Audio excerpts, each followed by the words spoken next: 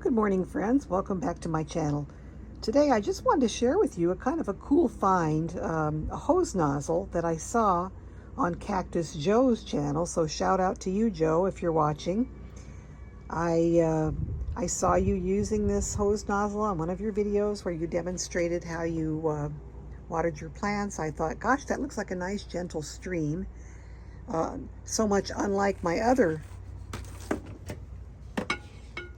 watering wand here. I mean, this thing, even on the shower mode, it just blasts the plants and knocks all the potting mix out of my pots.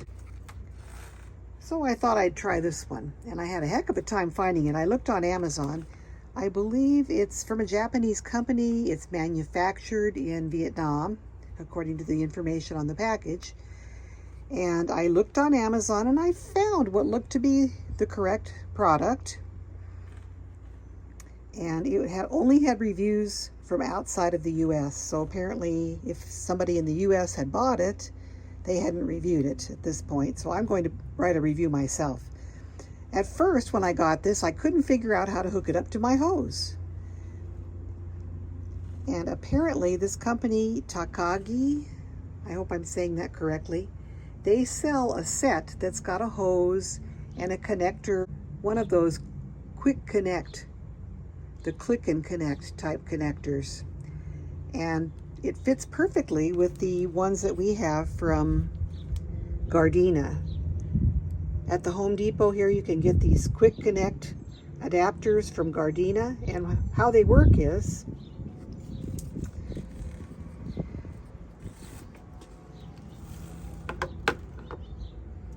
they allow you to put this connector on the end of your hose, and you can easily pull this back and disconnect it.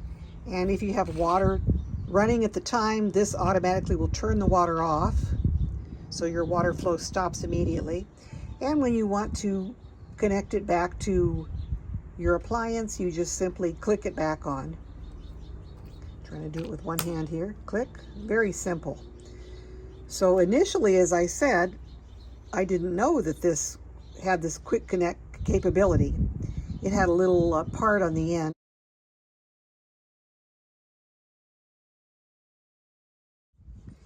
It had this piece connected to the end, replacing the Gardena, and I don't know how they expected anyone to connect a hose to this, unless there's some trick to it that I don't know. This also unscrews.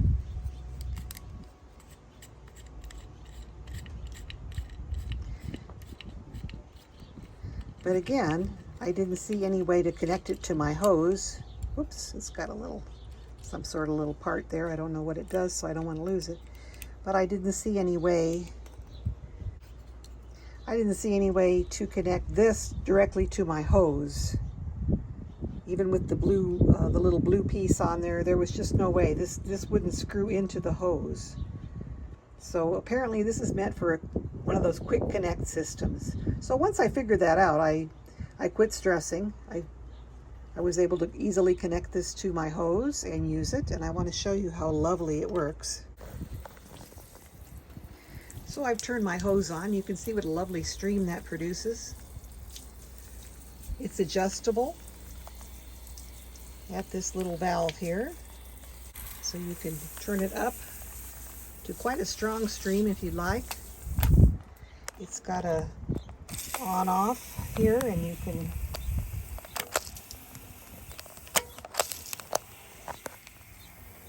can click it there to remain on without having to hold it down, or you can hold it down and just release it when you're finished. So it's really a cool nozzle. So let me show you how this works as I water some of my cacti here. There's kind of a little indicator here. So you go from low flow to high flow. So currently it's on low. Just turn it counterclockwise to turn up the flow a little bit. But I'm going to just start it off on a low flow. I'm going to turn on the hose. I'm going to Leave it on there.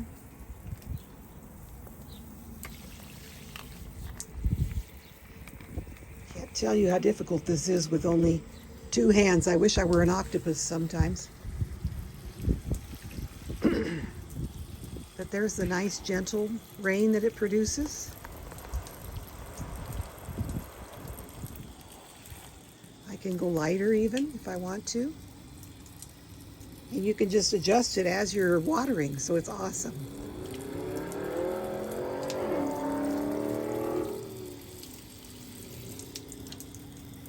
So these are my Echinopsis. I've got quite a few different varieties. Got to give them a good drink here. As you can see, there's some buds coming on.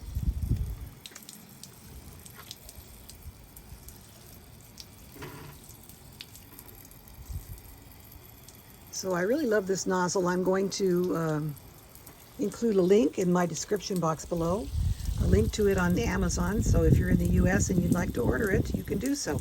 It is shipped from Japan, so it might take a little bit of time to get here.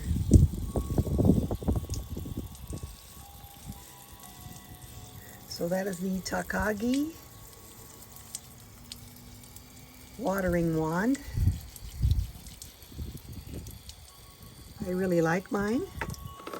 I may order another one for my plants in the front yard. And then, if you'd like to turn up the flow, you can do that.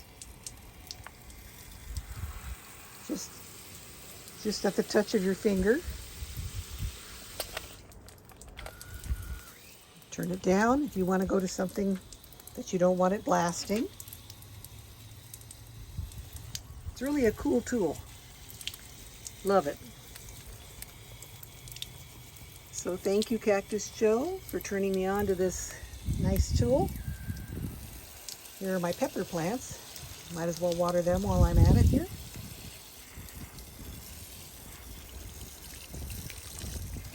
And that is it. I just love the, it's actually like a gentle rain. It really is. Look at the little individual drops there. You can see them in the sun.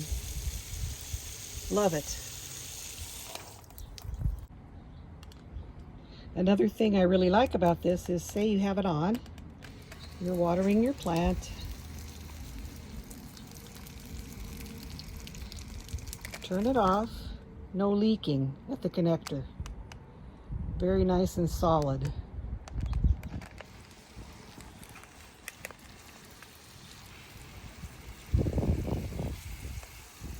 So that is my new toy. I love it. The Takagi watering wand.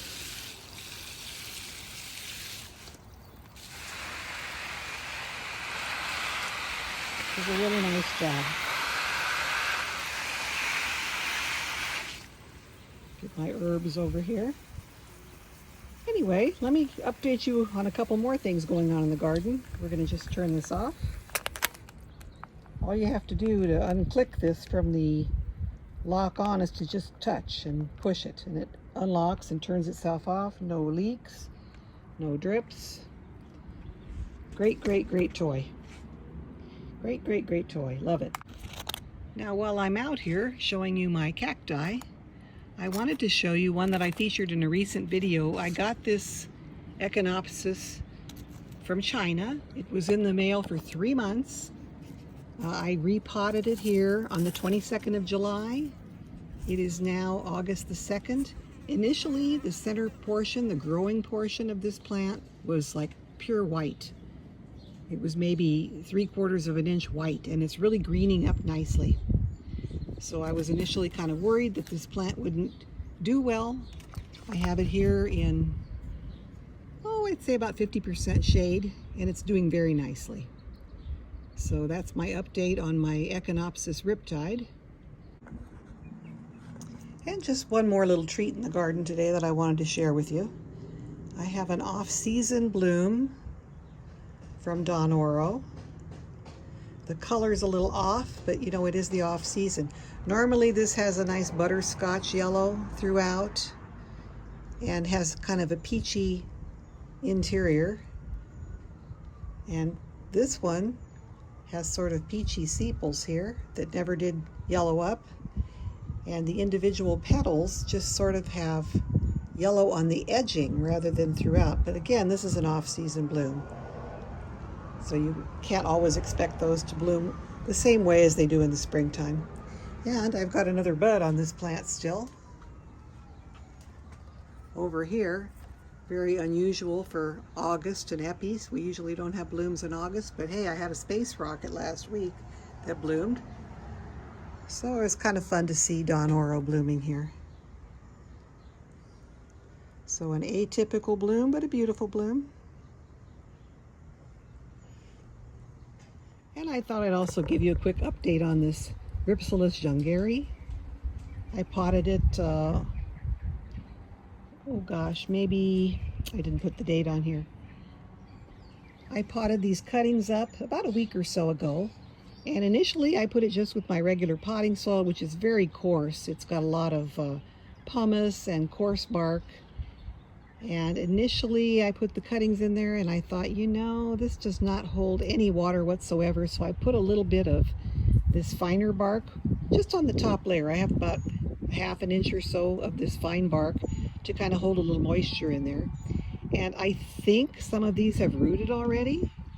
I gave them a little tug. They didn't want to come out. There are a couple that did come out when I gave a little tug, but most of them I think have rooted. So I'm really happy. I'm hoping this will take off for me. It's a nice moderate summer here, so hopefully we'll have some nice growth on this pretty soon. You can kind of tell if something's rooting, because if it's not rooting, you're going to see the segments become really desiccated, dry, wrinkly. And most of these are plumping up. So I'm very optimistic.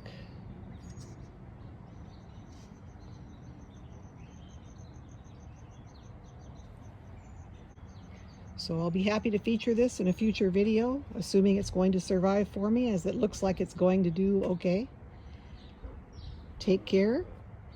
We will talk to you all in the next video. Bye now.